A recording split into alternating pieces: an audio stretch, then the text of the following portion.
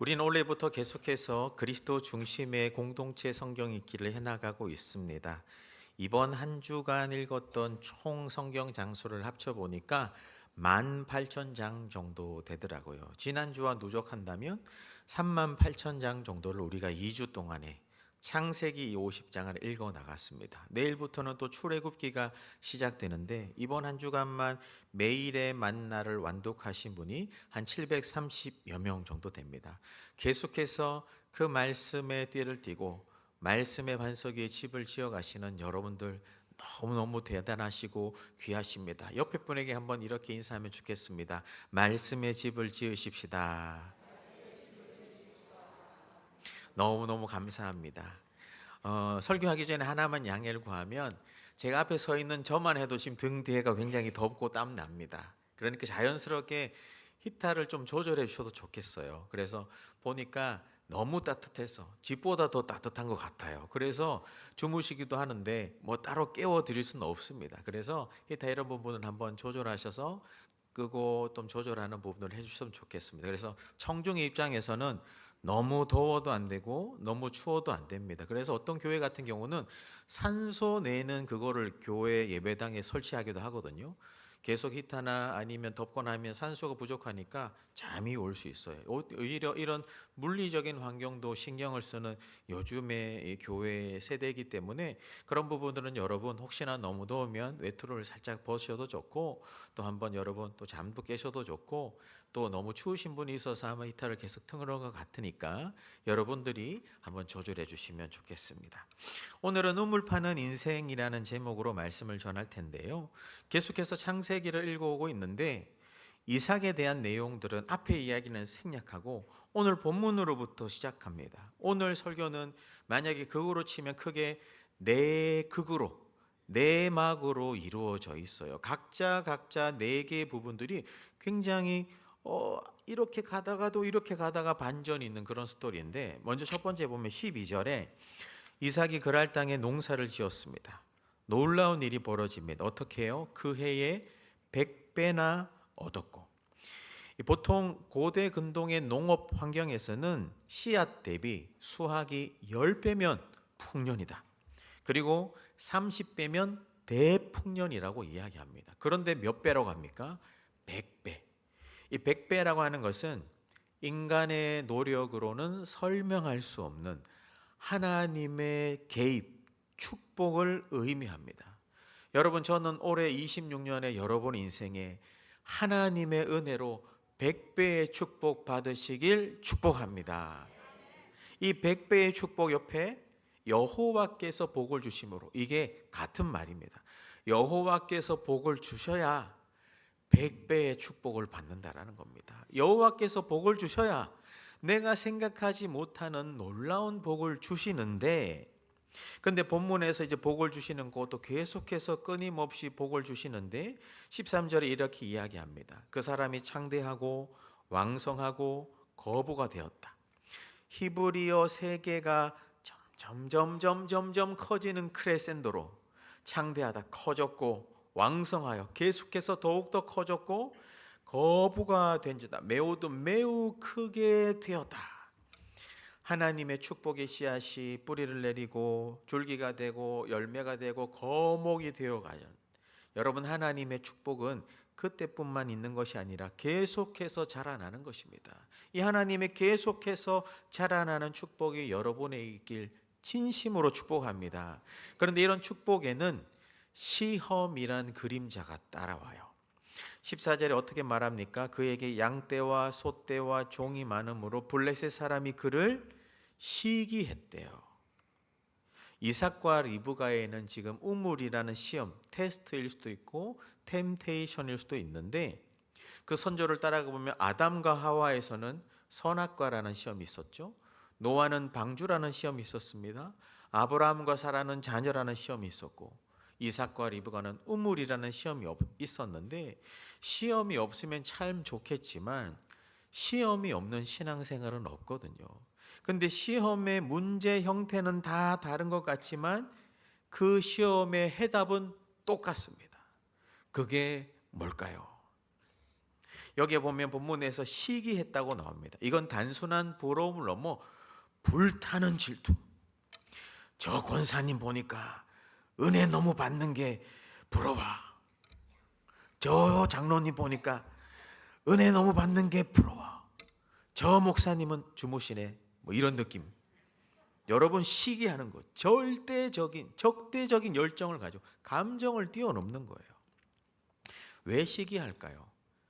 여러분, 잘 되고 잘 되면 축하해주고 박수해주고 격려해주면 되는데 왜 시기할까? 왜 이렇게 미성숙함이 있을까요? 고대 근동에서 물은 생명이었습니다. 특별히 그랄 지역은 이 네게부라고 해서 사막의 북쪽 경계였고 연평균 강우량이 300mm, 400mm 많지 않은 겁니다. 반건조하는 지역이었습니다. 그런데 이런 곳에서 우물이 있다라는 것은, 물 공급원이 있다라는 것, 군사적인 거, 경제적인 거, 또 가족을 부양하는 거, 목축권, 이 모든 것에서 굉장한 우위를 점령하는 축복이었습니다.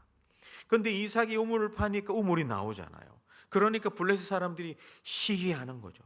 시기하는 감정을 넘어서 15절에 보니까 그의 아버지 아브라함 때 아버지의 종들이 판 우물을 막고 흙으로 메웠더라. 막고 메웠더라. 단순히 파지 마세요, 물 깃지 마세요가 아니라 아예 흙을 덮어서 완전히 파괴하다라는 뜻입니다. 쓸모없게 만들다라는 뜻입니다. 이게 문화적으로는 굉장한 모독이었는데, 왜냐하면 아버지께 판 우물은 자녀들의 살아가는 생명의 젖줄인데 아버지가 판 우물을 막아버렸다? 이런 거하고 같아요. 여러분이 혹시나 여러분의 선조 때 일하고 계속 가업으로 이어오는 좋은 뭐 공장이든 환경이든 가게가 있어요. 그거를 여러분이 하고 있는데 어느 날 와서 누가 불을 지르거나 아니면 다 부셔버리거나 못하게 하면 범죄잖아요. 이것은 한마디로 싸우자라는 겁니다. 아버지가 판 우물을 그들이 왜 막아버리는데요? 시기했다고. 시기했다고. 그 옹졸함이 얼마나 속상했을까. 함무라비 법전만 봐도 그때 당시에 아무리 원수라도 우물은 파괴하면 안 된다고 나와요. 우물 파괴하는 것은 중죄다. 왜냐하면 한 세대뿐만 아니라 다음 세대까지 죽일 수 있거든요. 우리 수돗물 틀면 물 나오는 세대가 아닙니다. 땅 파야 물이 겨우 나오는 그런 때인데 우물을 막아버렸다고요. 시기해서. 16절에 아비멜렉이 말합니다. 내가 우리보다 크게 강성한즉 훨씬 강력해졌고 이 땅에 살지만 너희가 압도적으로 세졌으니까 두려운 거죠. 이 세력이 두려운 거죠. 그러니까 우리를 떠나라. 아니, 아버지로부터 2대째 이온 이 재반 환경을 왜 떠납니까? 그들이 떠나야지. 왜 떠나라고 합니까? 잘하니까 시기하고 잘 되니까 떠나랍니다. 이게 오늘날에도 우리의 현실 아닐까요? 하나님으로 축복하고 하나님의 축복으로 성장하는 교회를 시기하기도 합니다. 믿음으로 성공한 사업장을 시기해서 고의로 고발하기도 합니다. 제가 아는 어떤 분이 뭐 음식점 잘했는데 뭐 미성년 이렇게 해서도 고발하기도 하고, 선한 영역을 확장하는 그리스도인들을 향해 세상은 너무 커졌는데 좀 밟아야겠는데 이런 이야기를 합니다. 제가 아는 어느 집사님, 나중에 권사님 되셨지만 그 집사님이 이탈리안 레스토랑을 경영했어요. 저 외곽 지역에 허름한 건물을 임대해가지고 리모델링 쫙 했지만 외곽 지역이다 보니까 사람이 안 오잖아요. 그런데 홍보도 하고 맛으로 승부하다 보니까 2년쯤 지나니까 사람들이 오기 시작합니다. 4년 계약했는데 4년 지나니까 완전히 그곳 때문에 핫플레이스가 됐어요. 얼마나 번창했어요. 그래서 이제 계약을 갱신하려고 하니까 주인이 터무니없는 월세로 이거 아니면 안 된다. 나가라는 거죠. 알고 보니까 자기 자녀를 거기 해가지고 그 사업하려고. 세상은 이처럼 자기 욕심에 눈멀어 시기하고 질투하는 미숙함을 보입니다. 그런데 17절에 보면 이삭은 아주 단순하게 반응합니다. 어떻게 반응합니까? 이삭이 그곳을 떠나. 아니 뭐 몸소리 치면서 울부짖어 한대 하지 않았대요. 그건 떠났대요. 이게 어떤 의미냐? 아브라함이 갈대우로 해서 아버지와 친척과 이 고향집을 다 놔두고 떠난다라는 의미하고 똑같고, 이삭의 아들인 야곱이 에서를 속여서 그 모든 것 가운데 갑자기 야반조도하듯이 다 놔두고 떠나는 것하고 똑같이 놔두고 떠난답니다. 여러분이라면 그게 가능할까요? 저 같으면 쉽지 않을 것 같아요. 어디로 떠납니까? 또 그랄 골짜기래요. 그랄 골짜기. 골짜기래요. 평지가 아닙니다.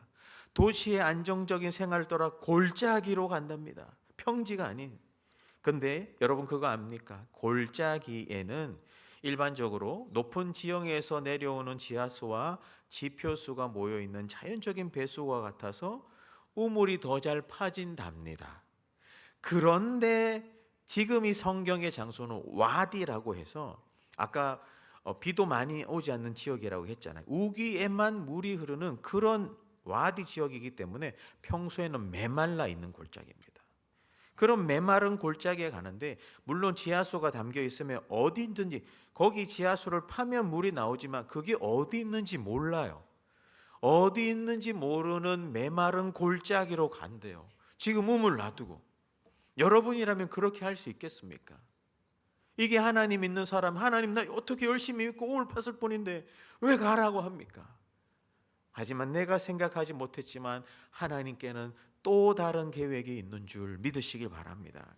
18절에 보면 이렇게 말합니다. 그의 아버지 아브라함 때 팠던 우물들을 다시 팠으니 블레셋 사람들이 메웠으니까 이삭은 시기와 방해 질투에도 이동해서 또 우물을 팝니다. 또 그냥 우물을 파요. 이삭이 우물 파는 사람이어서 그랬을까요? 이삭은 가서 담담하게 또 우물을 팝니다. 남이 판 것을 빼앗는 게 아니라 자신이 직접 또 처음부터 삽질하고 재보고 여러분 어떤 거 했는데 잘 이뤘는데 하루아침에 만약에 문 닫았는데 여러분 다시 그것을 하려고 할 때 쉽게 됩니까? 쉽지 않아요. 그런데 이삭은 가서 그냥 또 우물을 팝니다. 어떻게 그렇게 할 수 있을까요? 사실 이삭은 앞의 장에서 우리가 지난주 설교의 말미에 대한 부분인데 지난주 설교의 말미에 제가 뭐라고 말씀드렸습니까? 내가 비록 실수하고 넘어질지라도 거기서도 또 도와주시는 하나님이 있다고. 이삭도 마찬가지입니다. 열심히 해서 우물이 났잖아요. 축복이잖아요. 그런데 시기와 질투로 막혔습니다. 그러나 그는 좌절하지 않고 또 가서 또 처음부터 우물을 팝니다. 왜? 나의 어떠함이 아니라 환경이나 사람이나 사건이나 문제 때문에 거기서 떠나서 또다시 처음부터 또 할지라도 그때도 또 도와주시는 하나님이 계시기 때문입니다. 여러분 또 넘어집니까? 또 우물을 파십시오. 또 막힙니까? 또 파십시오. 왜냐하면 하나님은 또 도와주시기 때문입니다. 그게 약속의 자녀라고요. 이 믿음으로 26년 살아가야 됩니다. 작년 한 해 동안 여러분 막혀진 우물 같은 게 있습니까? 또 파십시오. 진리 아는 건 파지 마시고 진리인 것만 파십시오. 하나님이 또 도와주십니다. 19절에 보면 결과가 어떻게 되느냐? 이삭의 종들이 골짜기 그 메마른 골짜기를 팠대요. 여러분 하나님이 한 사람에게 기름 부으시면 그 사람 주변에 있는 사람도 복 받습니다. 이삭에게 기름 부으셨는데 이삭의 종들이 골짜기를 파는데 샘 근원을 얻었어요.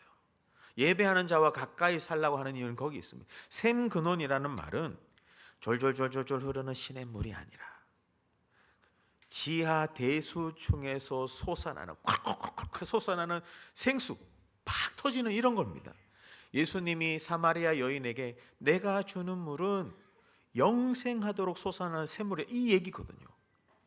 이삭이 가서 담담하게 우물을 팠는데 여러 곳에서 어디가 우물인지 어디가 지하수가 있는지 모르지만 이삭이 판 그곳이 우물이 터지는 곳이라는 겁니다. 이게 이삭이 뭐 이런 거 잘해서 갔나요? 파는데 하나님이 거기로 인도한 겁니다. 거기서 샘물 나게 한 거예요. 사랑하는 여러분, 올해 여러분은 어떤 우물을 파실 계획입니까? 여러분 어떤 우물을 파고 있습니까? 혹시나 여러분이 인생이나 가정이나 아니면 환경이나 직장이나 여러분의 신앙에서 우물을 파고 있는데 또 행여나 이런 방해하는 세력은 없습니까? 근데 그때에 어떻게 나아가야 할까요? 이게 오늘 여러분에게 드리는 질문입니다. 이 질문에 여러분 오늘 계속 말씀을 통해서 답을 찾아가셔야 돼요. 제가 오늘은 쉽게 답을 알려주지 않아요. 내러티브 설교라서 다 주무시게 하지 않으려고 끝에 가서 알려줄지 모르겠습니다. 우물을 파는 사람입니다. 어떤 우물을 파고 이런 방해에도 어떻게 반응해야 될까요? 2부로 넘어가면 20절에 갑니다. 우물을 팠는데 샘군을 얻었는데 그랄 목자들이 이삭의 목자들과 다툽니다. 그러면서 얘기하는 게 어처구니 없는 말이에요. 이 물은 우리 겁니다. 아니, 지금 이삭의 종들이 팠어요. 그럼 누구 겁니까? 이삭 거지. 근데 그랄의 목자들이 와서 우리 겁니다. 그때 당시에는 우물의 소유권이 처음으로 발견한 사람과 그리고 실제 사용한 사람에게 둘 다에게 있었어요. 아마 이랬을 겁니다. 그랄 목자들이 와서 전략적으로 죄송한데 한 번만 좀 물 좀 뜰 수 있을까요? 네.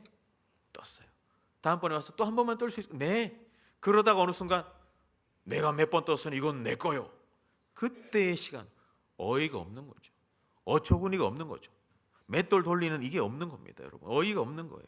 근데 다투다고 하는 것이 법정으로 권리 다툼하다. 완전히 뺏어가겠다는 이야기입니다. 이삭의 종들이 팠는데 완전히 자기들이 뺏어가겠대요. 근데 이삭의 반응이 더 놀랍습니다. 이삭은 다투지도 않고 법적 투쟁도 하지 않고 무력 충돌도 없이 그저 우물의 이름만 지어주고 떠납니다. 그 지어준 이름이 뭡니까? 에색, 다툼의 우물이노라 하고 떠납니다.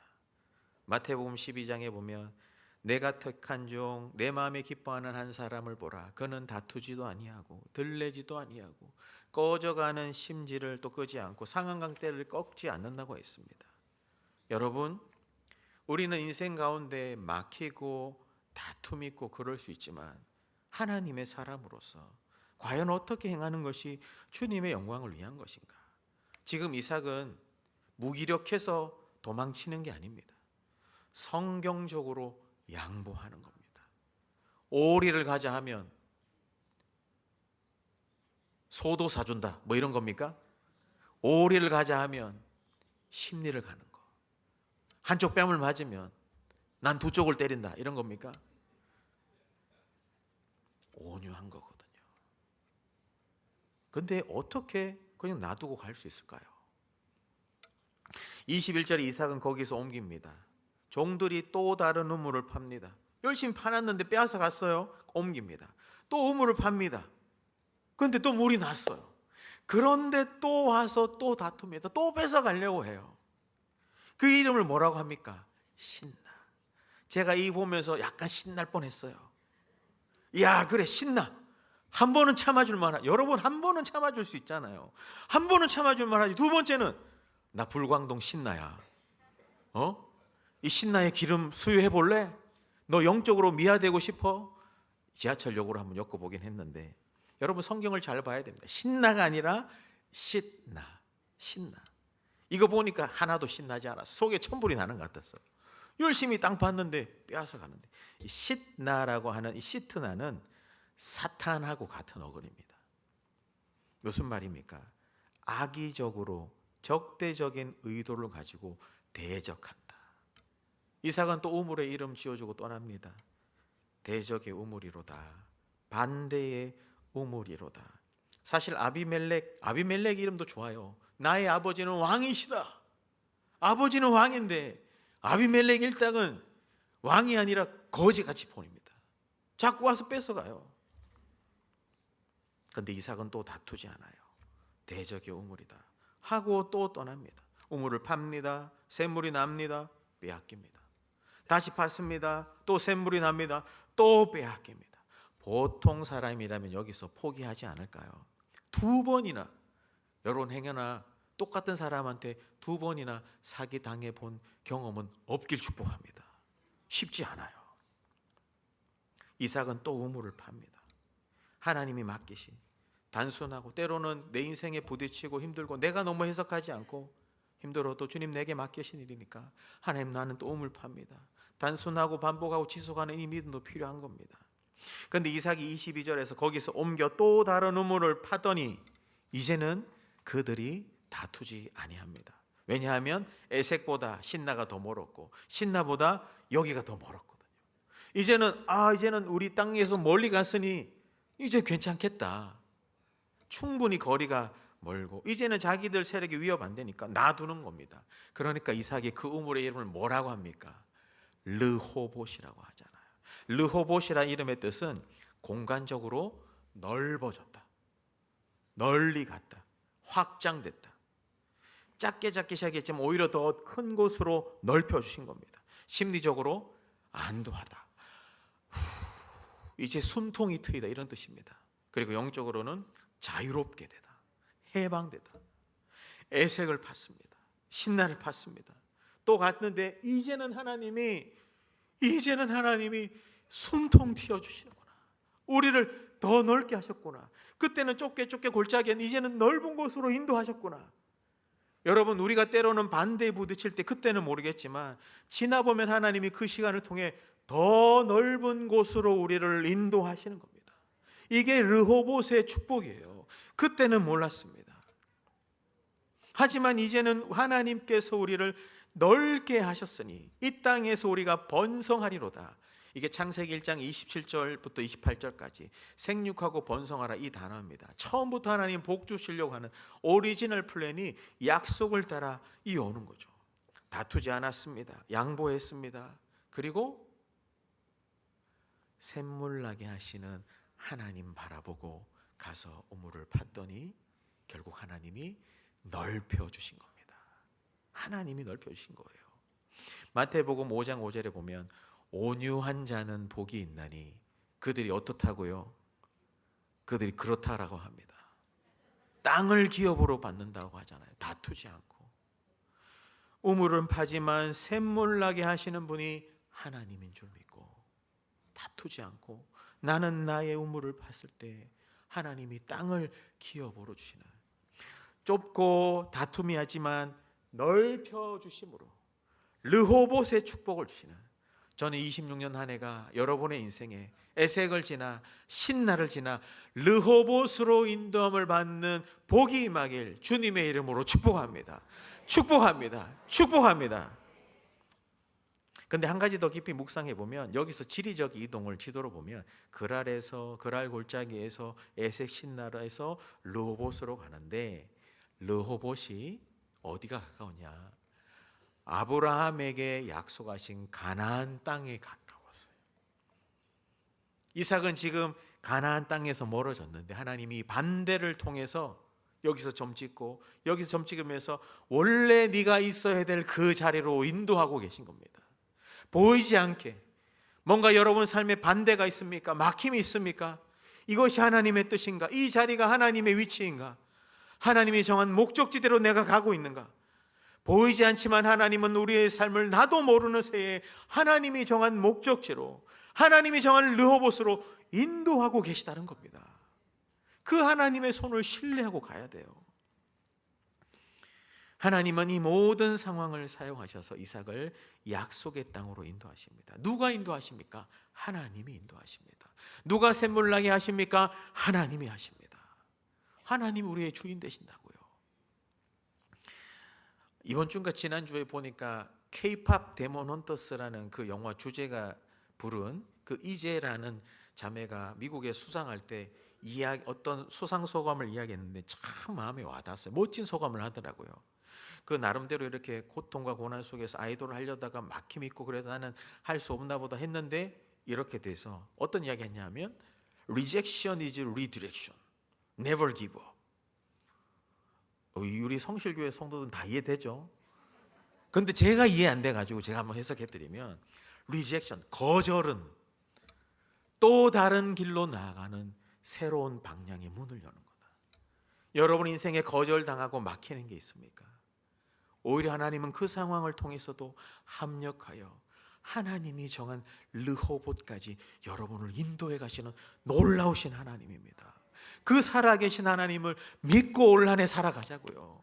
그 하나님을 향한 믿음 가지고 살아가야, 믿음 가지고 나아가야 오늘 예배 잘 드린 겁니다.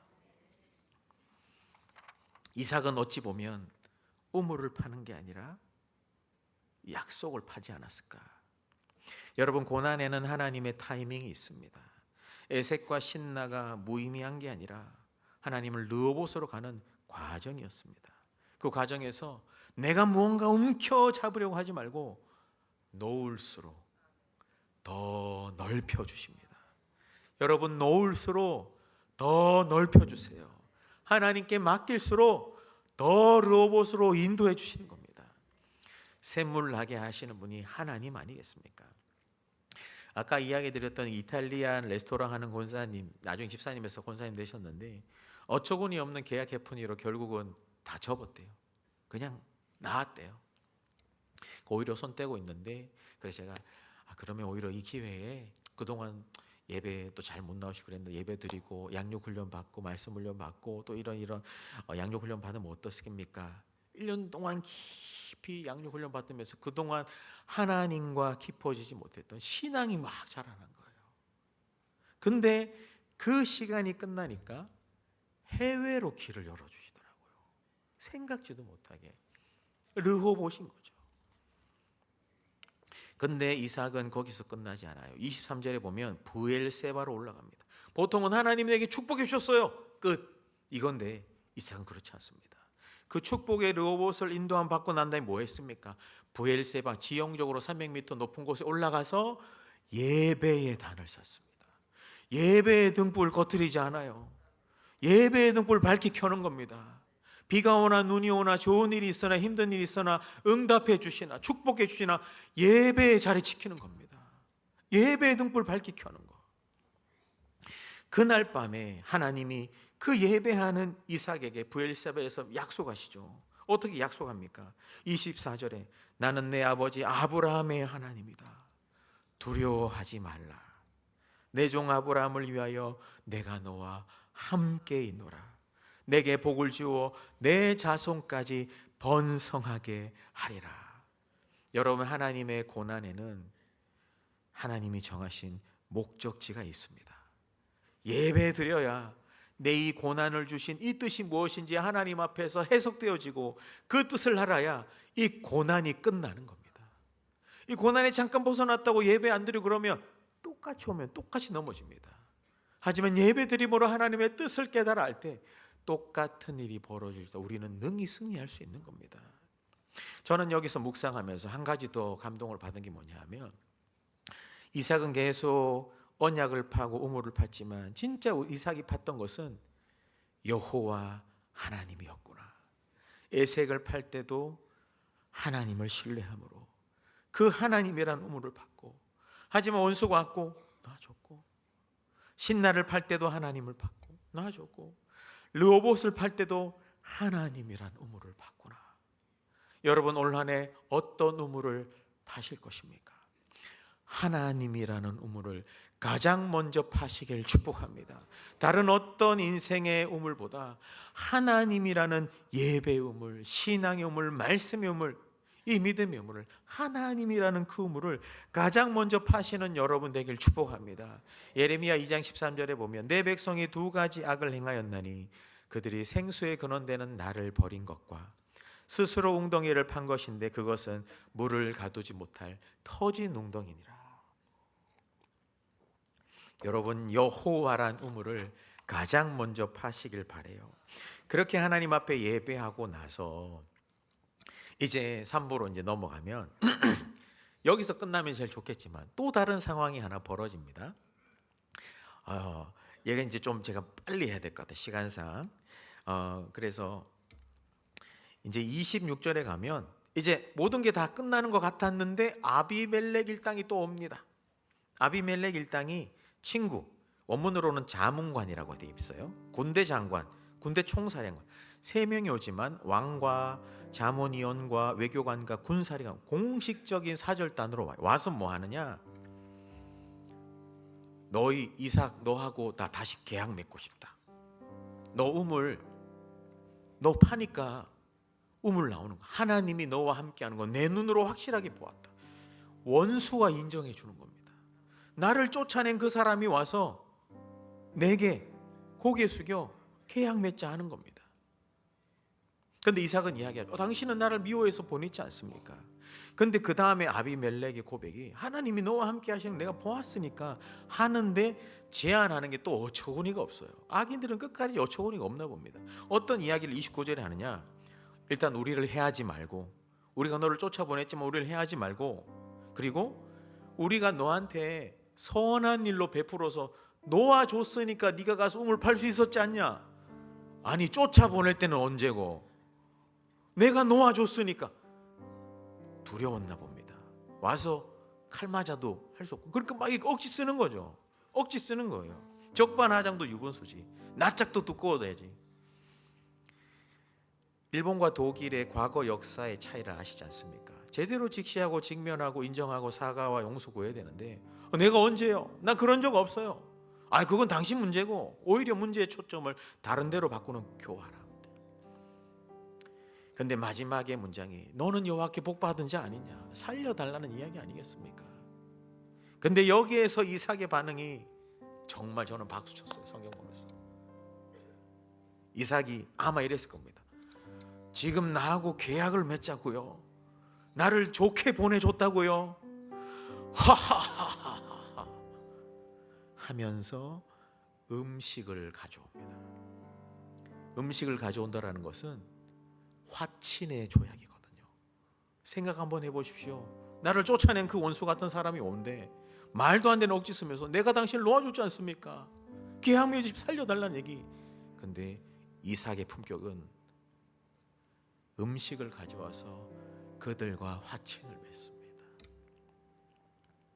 고대 근동에서 함께 음식을 먹고 마시는 것은 평화의 선언이거든요. 저는 여기서 예수님의 품격을 발견하고 참 마음이 뜨거워졌습니다. 아비멜렉 같은 죄인 같은 우리, 낯짝도 두꺼운데 매주 한 주간 주님 뜻대로 살지도 못하는 그런 우리가 오늘 주님 앞에 나와서 복 주세요, 안 주면 지역장 목장 안 할 거예요, 안 주면 뭐 안 할 겁니다, 이렇게 하는지, 아니면 주님 힘든데 불평불만만 늘어놓고 믿음은 얘기하지 않고, 그럴지라도 넉넉하게 관대하시고 죄인마저도 음식을 내놓아 화친 맺어주시는 화해의 주요 우리의 구원자 되신 예수님께서 죄인 같은 우리 위해 화친의 잔치를 베풀어 주지 않습니까? 그게 예배예요. 여러분, 어떤 음식을 베풀어 줍니까? 이것은 나의 몸이니 먹고 마시라, 이것은 나의 피니 이걸 마시라. 먹고 마심으로 우리 죄는 다 씻겨지고 우리 죄는 그리스도가 다 가져가시고 그가 대신 우리 때문에 십자가에 달려 죽으실 뿐만 아니라 넉넉함으로 하하 죄인들아 오너라, 내가 너와 화친을 맺겠다. 그 넉넉한 관대함, 환대함으로 원수마저도 두려워서 왔다가 부끄러움 가지고 돌아갈 거예요. 원수 같은 우리마저도 받아주시는 그 십자가는 우리 구원의 로봇 아니겠습니까? 우리를 넓혀주신 그 로봇 아니겠습니까? 악을 악으로 갚지 않고 선으로 악을 이기시는 그리스도의 품격을 발견합니다. 여러분, 우리가 세상 살아갈 때 이런 원수 같은 자를 만날 때 어떻게 해야 됩니까? 그때 웃으십시오. 그리고 그리스도의 품격으로 하나님께 맡겨드리십시오. 원수 갚는 것은 주님께 있습니다. 우리는 또 가서 우물을 파면 샘물 내게 하시는 하나님이 또 샘물 나게 하실 줄 믿습니다. 다투지 아니하고 오히려 선으로 악을 이겨서 원수의 머리 위에 숯불을 쌓아놓는, 여러분, 음식을 베푸는 자가 고대 근동에서는 우위를 차지하는 사람이거든요. 오히려 나를 괴롭히고 힘들게 하는 사람에게 밥 한 끼 사주는 여유, 내게 인사하는 그분한테 먼저 인사하는 그 담대함, 이게 그리스도의 품격이 아닐까요? 결국 이삭이라는 이름처럼, 이삭이라는 이름이 뭔지 알잖아요. 하하하하, 웃게 하신다고, 웃게 하시는 하나님. 이 얘기까지만 하고 정리하겠습니다. 한 교회 목사님 목회를 잘하고 있었대요. 근데 성도님들이 어떻게 된 일인지 그 목사님하고 이렇게 저렇게 해서 쫓아보냈답니다. 그런 일들이 우리 한국 교회도 있지 않습니까? 여러분의 모교회도 있었을 수도 있고요. 그런데 그렇게 되니까 교회 분위기가 어땠겠습니까? 서로 네가 맞니 내가 맞니 왜 그랬니? 아마 그런 징조가 있어서 그래도 그렇게 버티고 있었던, 객관적으로 봐도 그분이 잘못한 거 없지만 교회에서 그죠? 시간이 지날수록 그 교회가 더 나락으로 가고 재정 위기도 처하고 사람들도 떨어지고 그랬답니다. 근데 어느 날 교회 통장에 많지도 않지만 적지도 않는 헌금이 들어왔답니다. 누가 보냈을까요? 그 쫓아보낸 목사님이. 그분에게 이게 알려졌을 때 성도 어떻게 그럴 수가 있을까? 우리가 그분을 그렇게 했는데. 그분이 나중에 이런 이야기를 했다고 합니다. 그들이 나를 미워했던 것도 사실이고 나도 인간적으로 좀 미웠습니다. 하지만 그것은 그들의 문제고 나의 문제고 나는 하나님께 복받은 자입니다. 그들이 내 양떼였고 하나님의 마음으로 흘려보냅니다. 이게 저는 르호봇의 영성이 아닐까요? 이게 우리가 가져야 될 르호봇의 신앙이어야 하실까요? 혹시 여러분 인생에 아비멜렉 같은 사람이 있습니까? 아니면 아비멜렉이라고 생각하는 그 사람이 이삭이고 여러분이 아비멜렉은 아닙니까? 여러분 둘 다 이삭이길 축복합니다. 이삭이 되려면 베푸십시오. 넉넉한 관대함으로 나를 십자가에서 사랑하신 그리스도의 사랑으로 원수마저도 두려워서 왔다가 부끄러움 가지고 갈 수 있도록 우리는 우리의 우물을 파면 됩니다. 왜? 하나님이 샘물나게 하시니까. 하나님이 내 우물이시니까 우리는 우리의 길을 가면 되는 겁니다. 왜? 그렇게 부름 받았으니까. 세상이 우리를 향해서 우물 파지 말라고 얘기할지 몰라도 우리는 오늘 우리의 우물을 파면 됩니다. 여러분 올 한 해 어떤 우물 파시겠습니까? 하나님이란 우물을 가장 먼저 파시길 축복합니다. 여러분 어떤 반대 세력이 있습니까? 넉넉한 관대함으로 나 같은 죄인도 받아주신 십자가의 관대함으로 오히려 선을 베풀어 보십시오. 선으로 악을 이겨보십시오. 그럴 때 하나님은 이 이후의 말씀은 종들이 가서 또 우물을 파는데 또 물이 나는 겁니다. 아비멜렉이 가다가 들었을 거예요. 또 난다고? 저 사람은 도대체 뭐야?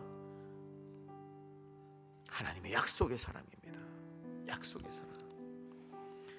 저는 올 한 해 우리 성도님들이 하나님이라는 우물을 파고 매주 월요일 되면 이번 한 주는 또 어떤 우물을 팔지, 목회자는 직장인이든 주부든 학생이든 은퇴자든 주님 맡겨진 이 사명의 우물을 어떻게 팔지 생각하고 또 그리스도의 넉넉한 관대함으로 샘물나게 하시는 분은 하나님인 줄 믿고 그분만 신뢰하고 또 우리의 우물을 팔게 될 때 르호봇으로 인도하시는 놀라운 축복 받으시는 여러분 인생 가정 자녀 우리 교회 되길 주 예수 그리스도 이름으로 축원합니다.